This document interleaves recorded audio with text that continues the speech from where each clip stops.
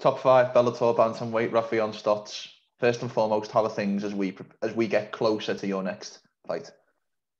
Things are going good. This is a busy season, I feel like, for my team, but as we get closer, I'm getting more excited, getting more and more excited. I'm ready to kind of show out in this fight.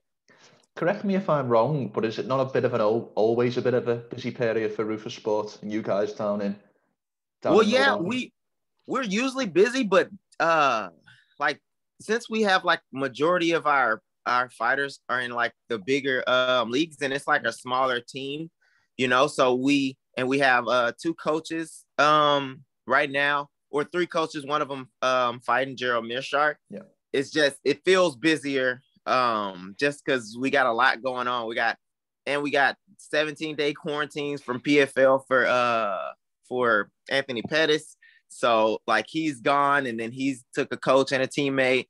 And then we got Laura Sanchez taking off the fight. We had Manny. It just feels a lot busier. So a lot of our team is having to like kind of not pick up the slack, but like help out with our teammates as far as like cornering and coaching and stuff. And yeah, it just feels really busy. I hadn't even thought about that, but that's something I'd like to maybe pick up on now. Your teammate and I presume training partner, Sergio Pettis, is on the exact same card as you in the main event. Yeah. That's got to help out in terms of when you guys are both peaking in terms of your weight and intensity in training and such. Yeah, I love fighting on the same card, especially with Sergio, and I want to get one with Manuel Sanchez. But yeah, I love fighting on the same card. Me and Sergio fought on the same card back in July. And it's a good transition because we're both, being able to push each other. We're both peaking around the same time, so we can push each other and give looks and keep it fun and light. And yeah, I love it. It's good for me. Well, let's get started on the actual fight. So Bellator 258, May 7th, you'll be matched up against fellow top 10 bantamweight Josh Hill. First and foremost, how do you view Hill as an upcoming style matchup compared with yourself? I feel like me and Josh Hill match up pretty similarly. He's a very well-rounded fighter, and he's very good. If he's had a lot of experience, he's 20-3, I believe. And yeah, he's really good. Really, he's been tested in some different organizations.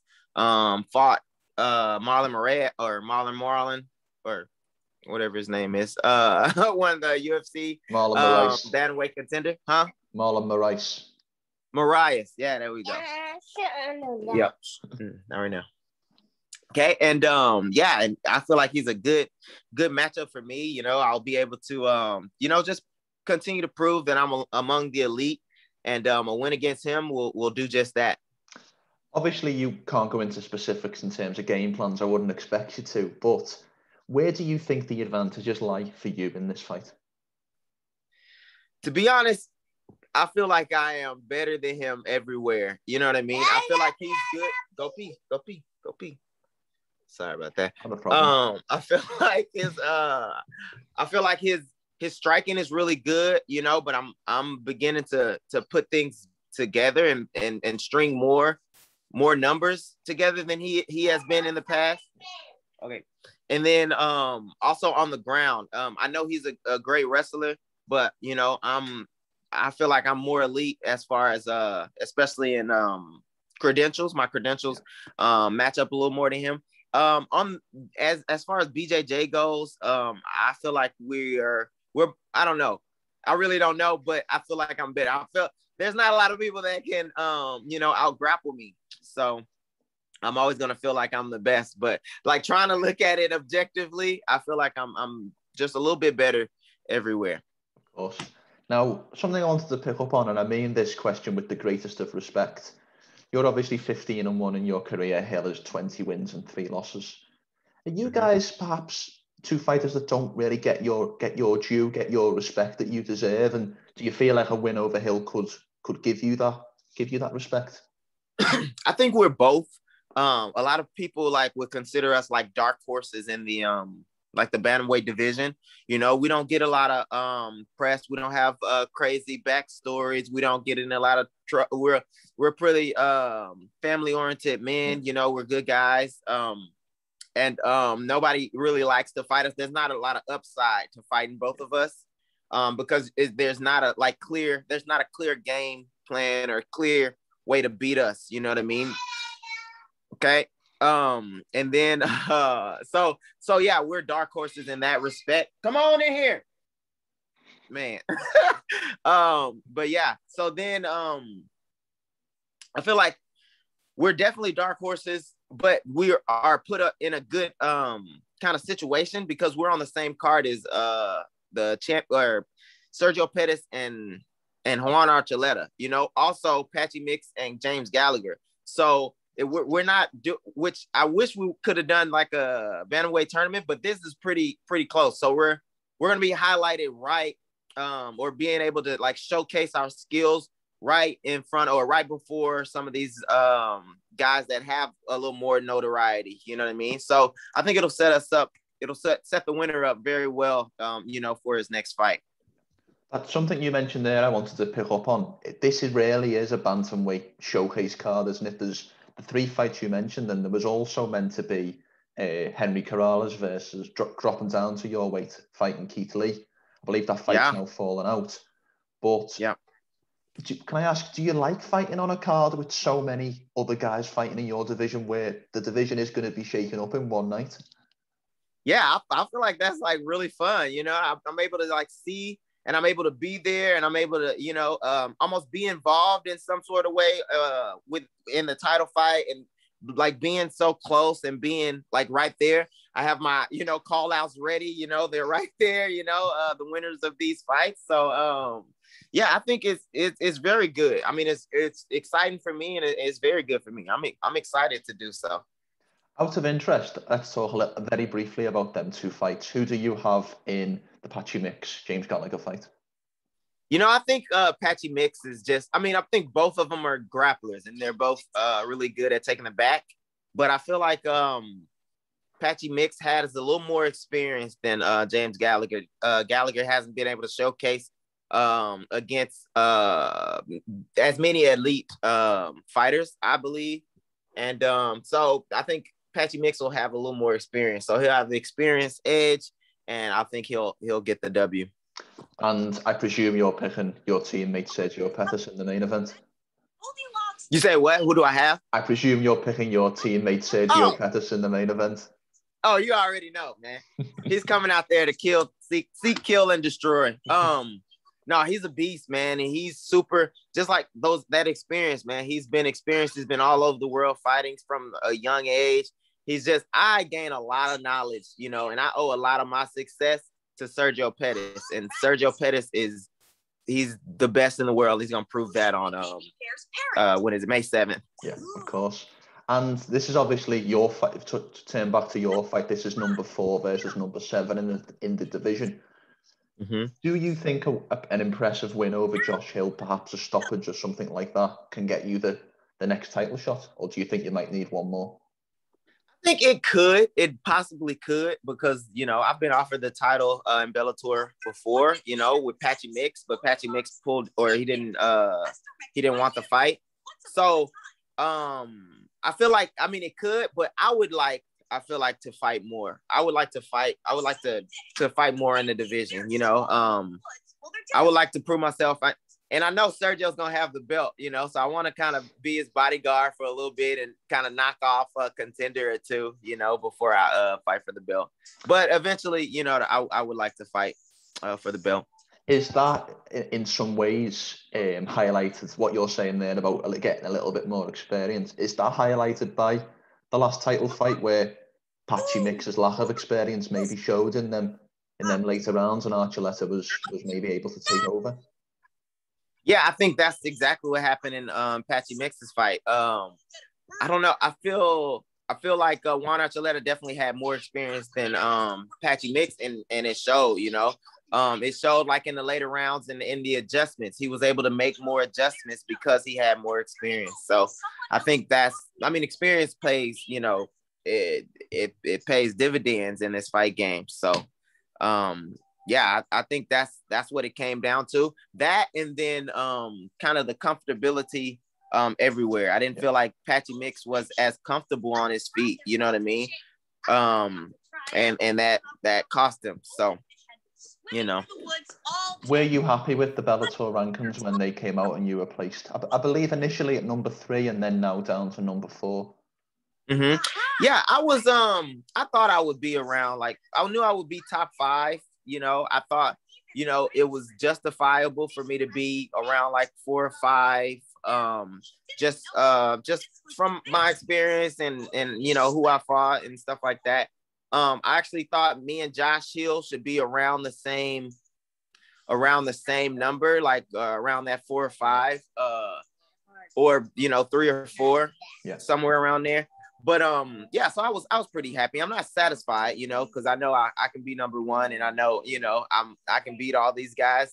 So, you know, but given Patchy Mix had fought for a title, given, you know what I mean, how many wins people have in the division in Bellator, I think 3 was right. It was right. I see now they moved me down to 4, which I don't necessarily agree with. I don't feel like Magomedov should be above me, but it is what it is. We can sell it. We can sell in the ring. We can put our numbers up in the ring. So, or in the in the circle. So that's what I was going to mention. Is I think for the fan base, certainly for the casual fan base, it's the rankings are a lot better because this fight can be billed as number 4 versus number 7. The idea being it's the 4th best guy in the world versus the 7th best guy in the world. Do you like these rankings where you almost know who you need to beat next to get where you want to get to? I like them for my career path because, like I said before, guys like me, guys like Josh Hill, even guys like Magomedov, people don't really, there's not like a really upside to fighting them, you know. So now, and I want to fight, you know, the toughest guys I can. So, or I want to fight the guys that are going to give me the title, the toughest guys I can that are going to get me to the title. So, yeah, this gives me a roadmap, and it also it makes it very hard for fighters to like duck and dodge or pick around and find, you know, routes to the title without getting through the toughest guys. So, I like it. I think it's good, and like you said, like the like people don't really know who who's who or in the division. People don't really know. This gives them an idea of, you know, who's good and what they're watching, and you know how big of a fight, you know, each fight is. So I think it's amazing. If Pettis wins this title next month and he becomes a dominant champion, I don't want to cause any beef or get on the wrong in between you two guys, but would you fight Sergio Pettis or not? You know, at the end of the day, I'm doing this to change my family's life, you know. So the only way I would fight Sergio Pettis is if it was for a title, you know what I mean? And they would have to compensate me because I'm fighting. That's literally like it's me and him training on the daily, you know what I mean? That's like my brother outside of my I hang out him more than I hang out with my brother. So yeah, so I definitely think I think we would fight each other, and we talked about it like joking, you know, or like joking, but like, man, this could happen or whatever. So I would definitely fight him. The only thing I don't know about is like what happens with like, do you have to change camps? Do I or he have to go to a different camp? Because he literally grew up in Rufus Sport, and I started here as, you know, from an amateur. You know, I've done my whole pro career here, you know, so I don't want to change. And I like the training partners that we have there. I like Sergio as a training partner. So is it rules against us like training together to fight each other? I wouldn't want to give you my opinion. I got to find that out, but that's, I guess, down the road, but I got to find that out because, yeah. Maybe ask Big Duke. Yeah, Big Duke might know. And obviously the sole priority is 7th, getting this W. But do you have any other goals in mind for 2021 that you want to accomplish? Any opponents, any venues, anything that you want to get out of the rest of this year? Man, I would like to so I definitely want to get this fight done May 7th and come out with a dominant finish. And then I would like to fight on the first card, like back in front of fans. That'd be fun. I think I fought on the first card during the COVID, or first card back after COVID. And I would like to fight on the first card back with fans. That'd be fun. Have Bellator given you any indication as to when that could be? I have no idea. I thought by the time my fight came around, it would be, open at least a little bit more, but it doesn't seem to be. As far as like they're still doing the COVID restrictions and stuff for us, or as of now, they're still doing those things. So hopefully, August or something, they'll do, some fans. Yeah, I think I saw an interview with Scott Coker who said perhaps August, September time. Oh, he did? I think so, yeah.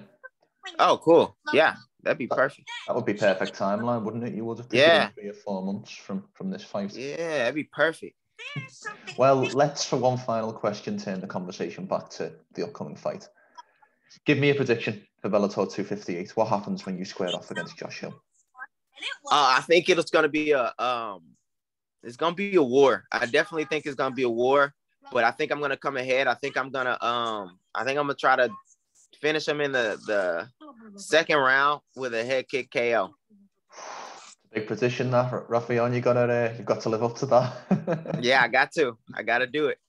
Superb. Well, it's a fantastic fight. It's a fantastic card, as we mentioned, for the bantamweight division. And the day after that, there's going to be a lot of big changes in the division, and I very much look forward to seeing you back in action. Thank you, man. I appreciate it. Before we finish, Raufeon, how can people find you on social media? You can find me Raufeon Stots, RAUFEON STOTS, one word, on Instagram and Twitter. You can find me on Facebook, Raufeon Stots, 2 words, and yeah, that's about it. And before we finish, is there anything you would like to say or sign off with at all? Yeah, I would like to thank the sponsors I have. Combat Corner, of course, DC Mouth Guards, J. Kurtz Painting, BB Roofing, Contour Athletics, and CBD or Armor CBD. Superb. Brilliant way to end. Raufeon, thanks for your time today. Thank you, man.